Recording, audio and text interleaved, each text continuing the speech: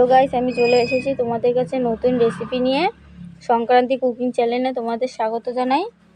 তো এই যে গুঁড়ো মাছের আজকে তোমাদের পাতুরি বানিয়ে দেখাবো। খুব সুন্দর একটা রেসিপি, তো তোমরা দেখতে থাকো।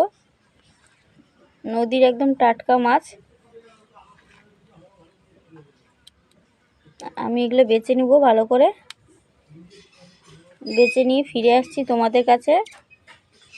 তো তোমরা দেখতে দেখতে চ্যানেলটাকে সাবস্ক্রাইব করে দিও, ভিডিওটাকে লাইক করে দিও। তাড়াতাড়ি ফিরে আসছি তোমাদের কাছে।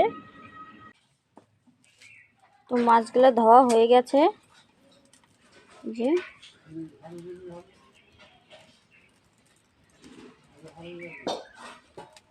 তো মাছগুলো ধোয়া হয়ে গেছে। এখন সবজি সবজি মানে পাতুরিটা রান্না করতে কি কি উপকরণ লাগতেছে তোমাদের দেখাবো।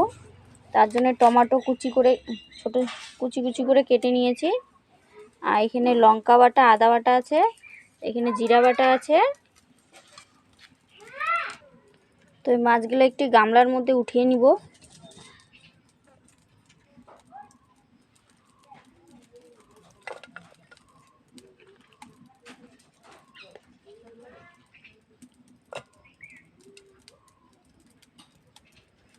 টমেটো কুচি করে কেটেছি, টমেটোগুলো দিয়ে দেব।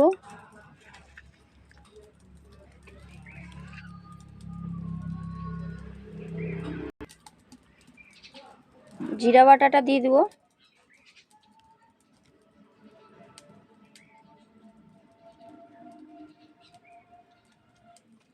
যে লঙ্কা বাটা, আদা বাটা আছে, এটা দিয়ে দেব।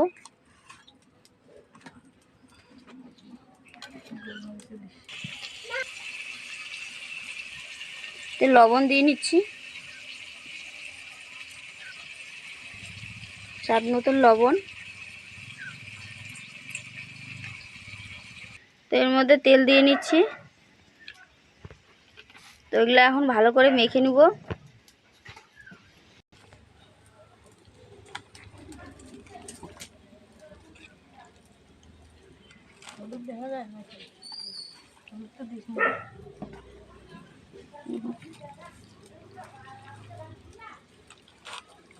এর মধ্যে হলুদ দিয়ে নিব।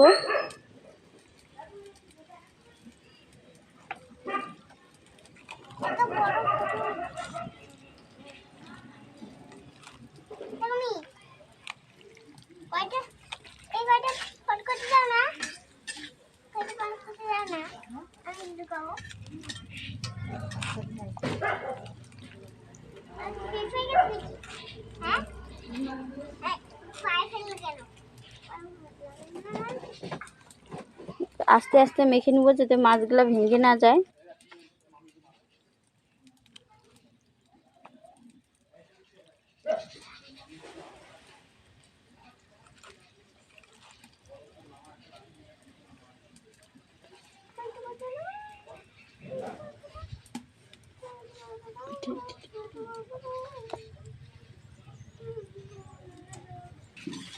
তো এটা মাখা হয়ে গেছে ভালো করে।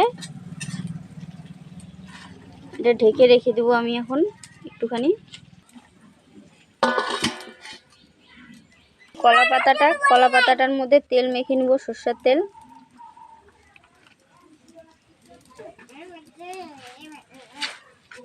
পুরো পাতাটাতে তেল মেখে নিব এভাবে।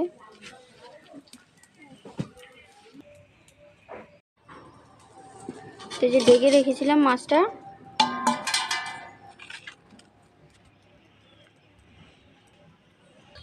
তো উনানটা ধরাই নিছি। আর একটি তাওয়া নিয়েছি মাছের পাতুরি বানানোর জন্য। তো এর মধ্যে এখন এই যে কলা পাতাতে তেল লাগাইছিলাম, তো কলা পাতাটা দিয়ে দিব। এই যে কলা পাতাটাতে তেল লেগেছিলাম, এটা কলা পাতাটা দিয়ে দিছি। এর মধ্যে আমি মাছগুলো দিয়ে দেবো।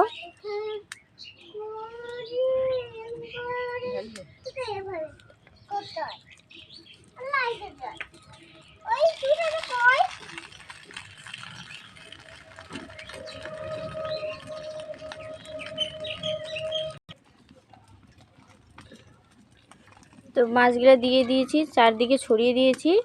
এখন আমি এটা ঢেকে দেব।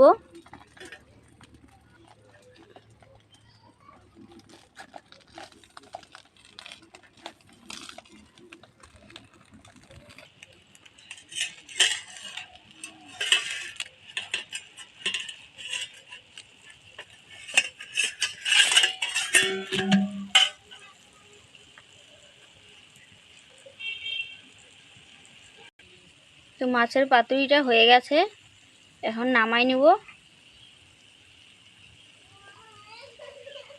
তো তোমাদের যদি ভিডিওটা ভালো লাগে কমেন্টে জানিয়ে দিও কেমন লেগেছে তোমাদের। আর চ্যানেলটাকে অবশ্যই সাবস্ক্রাইব করো, সাবস্ক্রাইব করে আমাদের পাশে থেকো।